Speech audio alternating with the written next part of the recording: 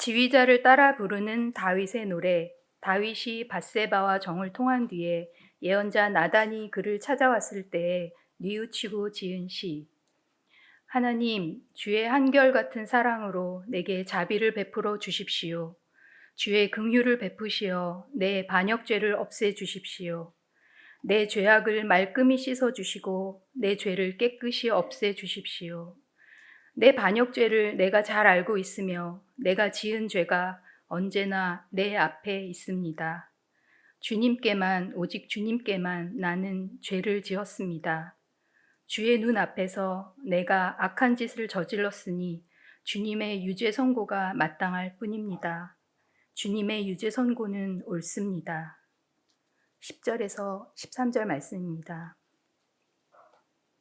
아, 하나님, 내 속에 깨끗한 마음을 새로 지어주시고 내 안에 정직한 새 영을 넣어주십시오. 주님 앞에서 나를 쫓아내지 마시며 주의 거룩한 영을 나에게서 거두어 가지 말아 주십시오. 주께서 베푸시는 구원의 기쁨을 내게 돌려주시고 너그러운 영을 보내셔서 나를 붙들어 주십시오. 반역하는 죄인들에게 내가 주의 길을 가르칠 것이니 죄인들이 주께로 돌아올 것입니다. 이는 하나님의 말씀입니다. 하나님 감사합니다. 요한 볼프강 폰 괴테의 소설 파우스트의 제 1부, 파우스트와 사랑에 빠진 여인 그레티엔의 이야기는 읽는 이들의 마음을 아주 강렬하게 사로잡습니다. 파우스트는 그 순수하고 아름다운 여인에게 거침없이 다가가서 아주 정신없이 사랑을 속삭이고 영원히 사랑하겠노라고 약속했습니다. 결국 그 파우스트와 잠자리를 같이 한 그레티엔은 다음 날부터 아주 끔찍한 괴로움과 고립감에 시달립니다. 여느 때처럼 동네 우물가에 나갑니다. 그 동네 사는 젊은 여인들이 다 모여서 물을 기르면서 이런저런 이야기를 나누죠. 마침 그 동네에 어느 다른 처녀 하나가 아직 결혼을 안 했는데 임신을 했다는, 혹은 예전과는 달리 2인분을 먹더라는 이야기를 여인들이 나누면서 낄낄댑니다. 그레티엔 옆에 있던 친구는 아주 신나게 그 처녀에 대해 악담을 늘어놓습니다. 그렇게 저 혼자 예쁜 척 하더니 결국 그런 일을 겪었구나. 그러나 그 와중에도 그레티엔은 그럴 수가 없었습니다. 집으로 혼자 터덜터덜 돌아오는 길, 그녀는 뼈아픈 넋두리를 이렇게 늘어놓습니다. 저 가여운 아가씨가 잘못을 범했을 때 그전에는 어찌 그렇게 속 좁게 용감하게 흉봤을까? 어떻게 다른 사람의 죄에 대해 충분히 나쁜 말을 찾아낼 수 없다고 탄식했을까? 더 나쁜 말, 더 안 좋은 말로 욕을 했어야 되는 건데 그게 얼마나 시커멓게 여겨졌나? 이미 그는 괴로운데 언제나 아직 충분히 괴롭지 않다고 여겼고, 그런 저 여인과 달리 나는 옳다고, 나는 괜찮다고 축복하며 그리 대단한 척 굴더니 지금은 나 자신이 그런 죄를 짓고 있다. 제가 다시 한번 파우스트를 읽으면서 이 부분에 시커멓다라는 표현이 아주 인상 깊게 다가왔습니다. 내가 아는 누군가가 저지른 죄가 시커먼 검은색으로 다가온 겁니다. 또 사람들이 직접 경험해보지도 못하고 잘 알지도 못하면서 늘어놓는 그런 소문은요, 그 잘못을 더욱 시커먼 것으로 만듭니다. 더 검게 한 인간에게 늘어붙어서 끝까지 그 사람을 괴롭히는, 죽을 때까지 힘들게 만드는 치명적인 얼룩.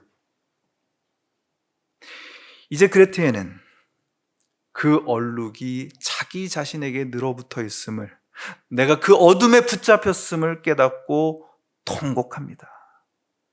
어디를 가도 제 가슴 속 여기가 얼마나 아프고 아픈지요.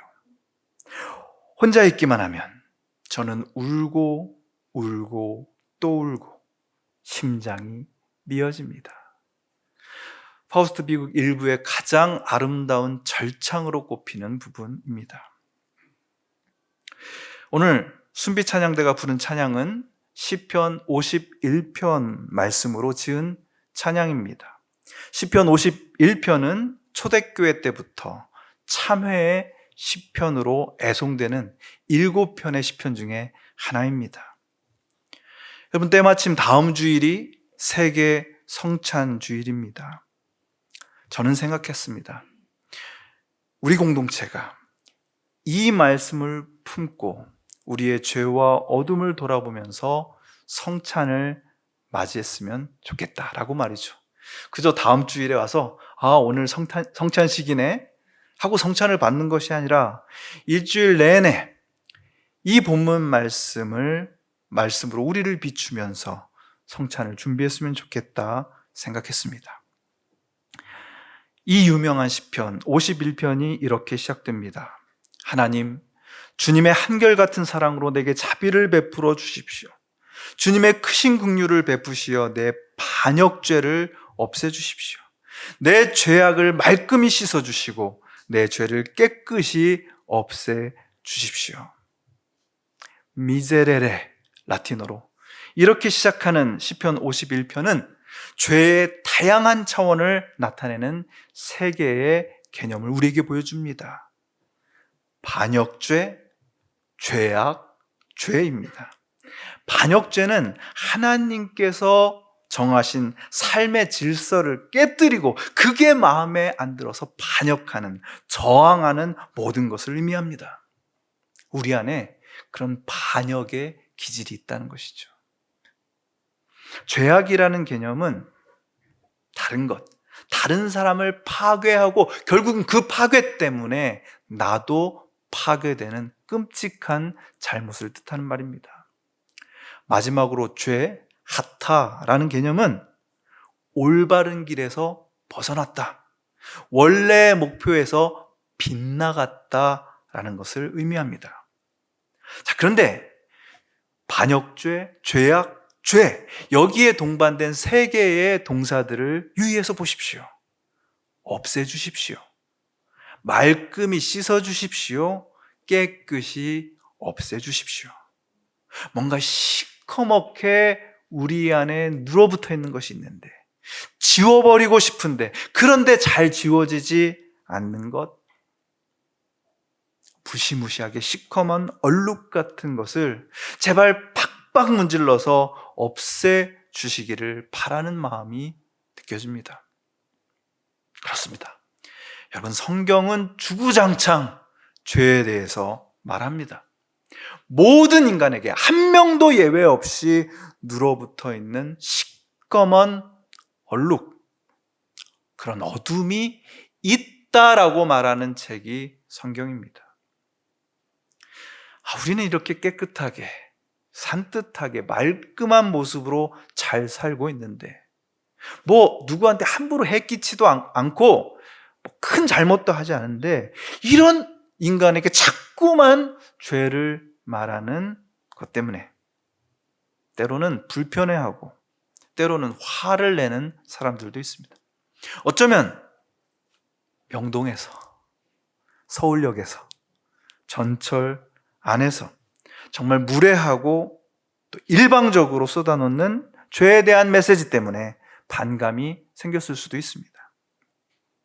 그러나 여러분, 성경은 사람을 꾸짖고 정죄하기 위해서 죄를 말하지 않습니다. 오히려 우리의 있는 그대로의 실상을 정확하게 바라볼 수 있게 해주려고 죄를 말하고 있습니다.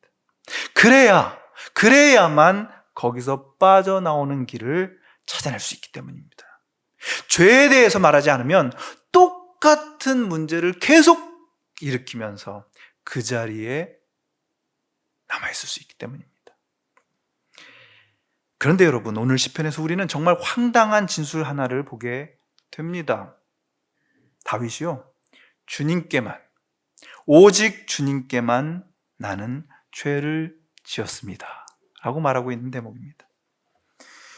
오늘 시편의 배경을 알려주는 표제어에 나온 것처럼 다윗은요, 밧세바와 간음하는, 이미 결혼한 자기의 장군, 충직한 장군 우리아와 결혼한 밧세바와 간음한 죄를 저질렀습니다.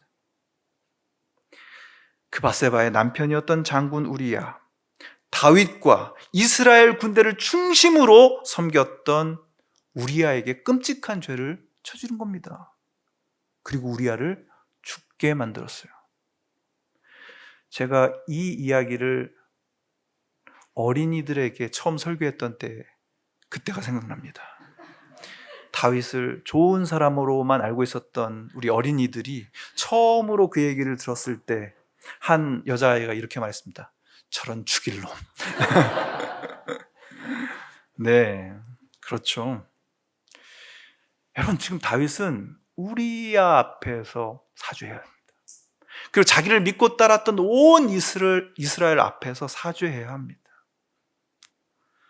그런데 그들에 대한 사죄는 하나 없고, 황당하게도 나는 오직 주님께만 죄를 지었다고 합니다. 제가 친애하는, 그리고 가깝게 지내고 있는 연세대학교 김학철 교수는 피해자의 아픔과 슬픔은 전혀 고려하지 않은 채 가해자인 자신이 오직 하나님께 죄를 지었다면서 오직 그 하나님의 용서만을 구하는 다윗의 파렴치한 모습에 분개합니다. 원래 분개를 잘합니다. 이렇게 말합니다. 시편 51편은 자신의 죄를 제대로 깨닫지 못하는 사람이 용서를 헛되게 구하는 잘못된 기도의 전형이다. 그러니 파렴치한 짓을 저지르고 오직 주님께만 나는 죄를 지었습니다 라며 책임을 회피하려는 못난 신자들, 특히 못난 목회자들, 그들에게 이 시편이 못난이가 못난 생각으로 못나게 용서를 구하는 잘못된 기도의 전형이라고 알려주자. 꽝꽝꽝. 이렇게 적었습니다. 대단한 필력입니다. 통렬합니다. 물론 김학철 교수의 이런 비판은 시편 51편에 대한 통상적인 해석, 피상적인 해석을 겨냥하고 있습니다. 영화 밀양에 나오는 그 극악무도한 살인범처럼 타인에게 끔찍한 죄를 저질러 놓고서 나는 오직 하나님께 용서를 받았다, 그래서 평안하다 라고 말하는 그런 파렴치한 해석에 대한 비판입니다.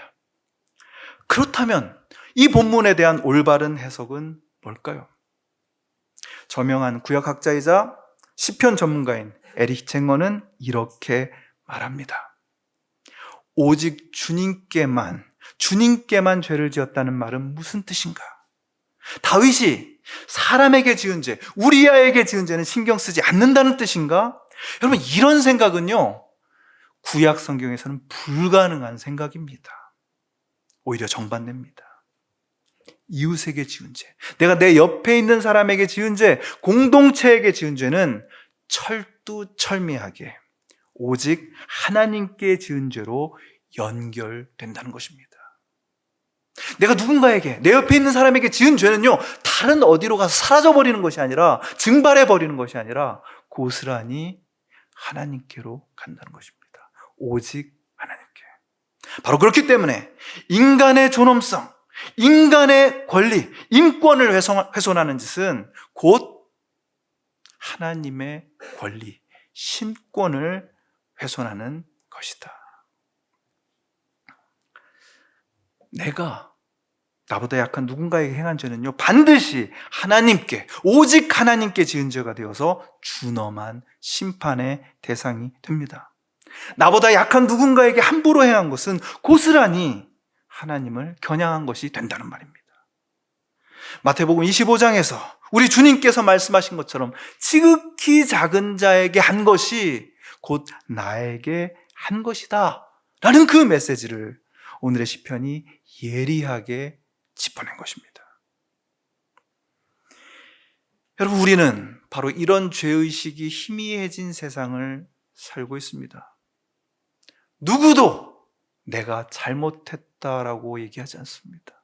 내가 그 죽음에 책임이 있다라고 얘기하지 않습니다. 바로 그 죄 때문에 내가 하나님 앞에 득죄했다고 말하지 않습니다. 그래서 이런 죄의식이 희미해진 세상에서 자기보다 약한 사람에 대한 죄가 거침없어집니다. 이런 죄의식이 희미해진 사람들, 이런 죄의식이 희미해진 그리스도인들 안에서 거리낌 없이 자기보다 약한 사람을 함부로 대하는 일이 발생합니다. 바로 이것이 다름 아닌 오직 하나님께 지은 죄라는 것입니다. 그러니 여러분, 큰일 났습니다. 제가 이 설교 준비하면서 어제 가만히 지금까지 제가 함부로 목소리 높이고 함부로 대했던 얼굴들을 떠올려 봤습니다. 내가 좀 더 배웠다는 이유로, 내가 좀 더 어떤 위치에 있다는 이유로, 좀 더 인맥이 있다는 이유로, 거기에 좀 더 돈이 있다는 이유로를 붙여보고 싶지만 그렇게는 안 됐습니다. 어쨌든 내가 그 사람보다 뭔가 나은 위치에 있다는 이유로 함부로 대했습니다. 모질게 말했습니다. 그렇게 행동했습니다.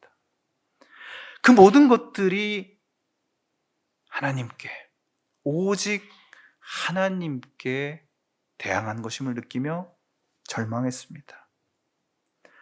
또 어떻습니까, 여러분?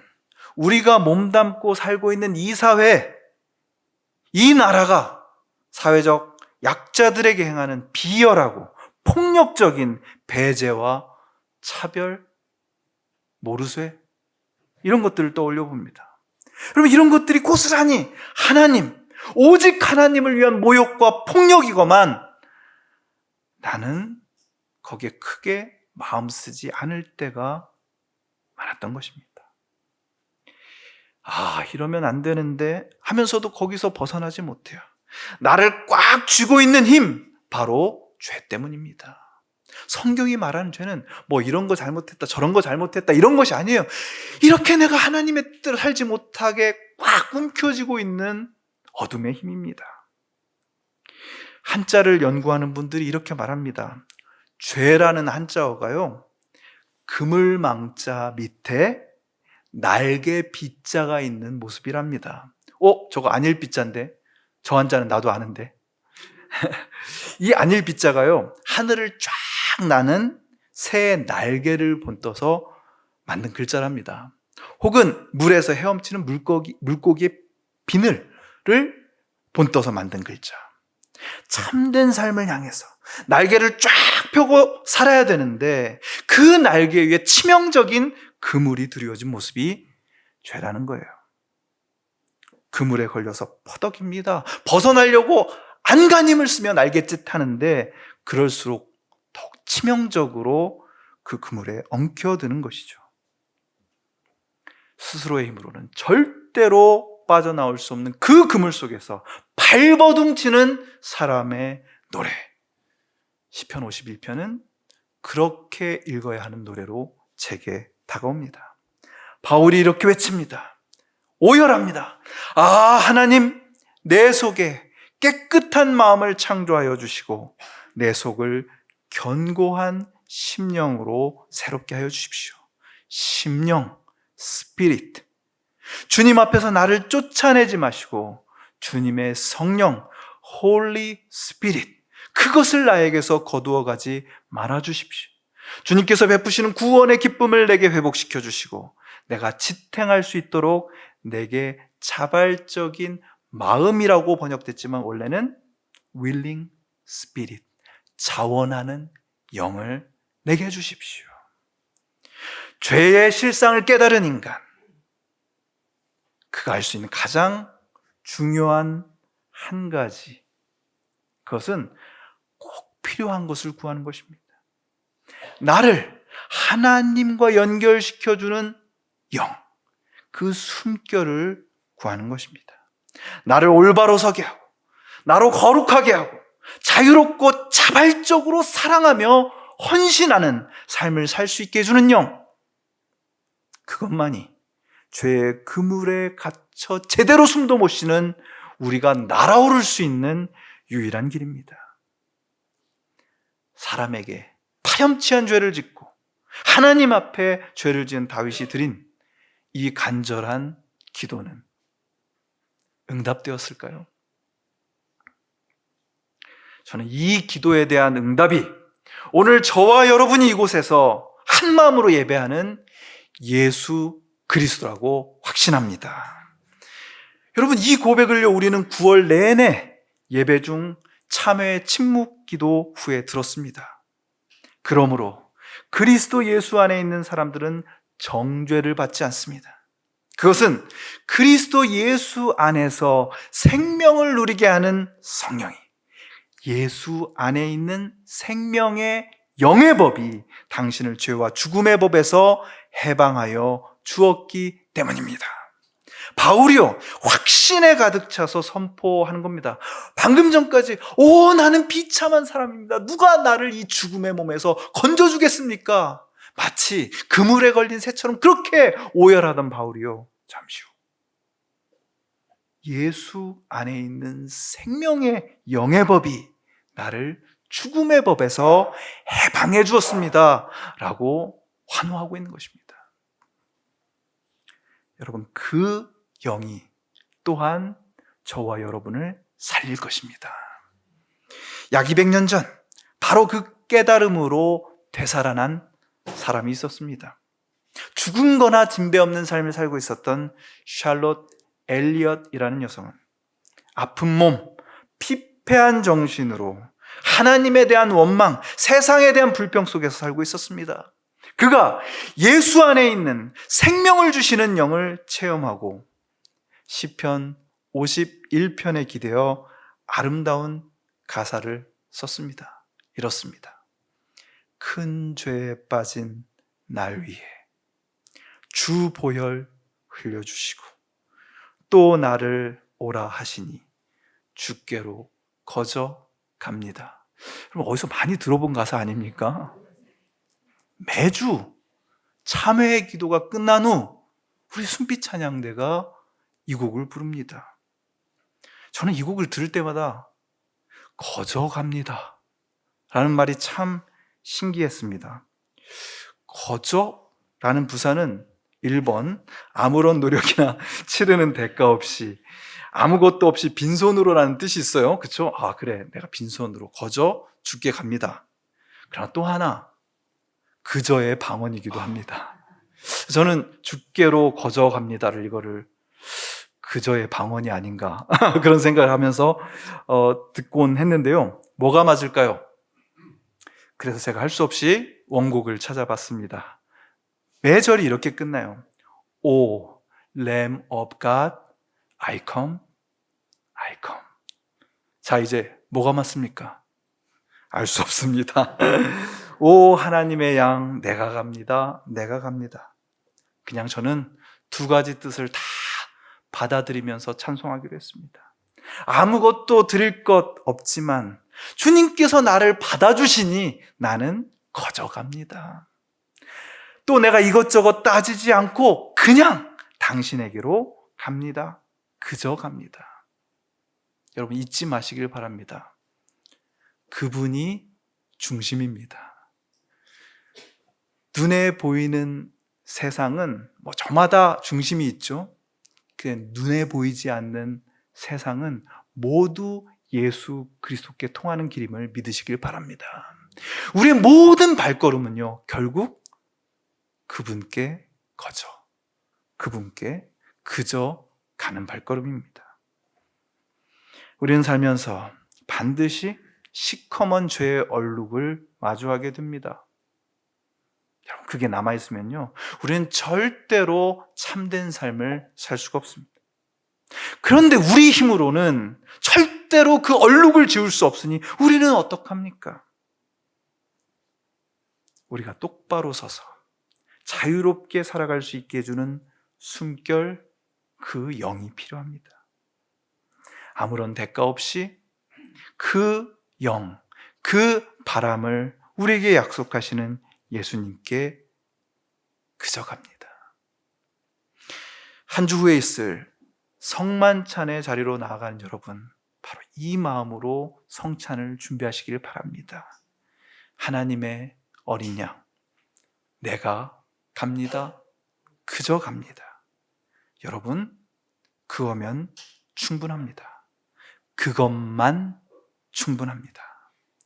거듭의 기도 드리시겠습니다. 내 죄를 누구에게 드러내 보일 수도 없고 나 혼자 간직하자니 너무 아파서 눈물만 나는 그 죄를 씻어내는 능력은 예수님의 영, 생명의 영밖에 없습니다. 아무것도 드릴 것 없는 나의 빈손, 그러나 모든 생명을 살게 하시는 정직한 영, 거룩한 영, 자유의 영, 그 숨결이, 그 선선한 바람이 주님께 있음을 믿습니다. 그러니 나의 불안과 의심과 고집 다 버리고 주께로 그저 갑니다. 주님 품 안에서 마음껏 울게 하여 주십시오. 그리고 웃게 하여 주십시오. 하나님의 어린 양, 예수 그리스도의 이름으로 기도합니다. 아멘.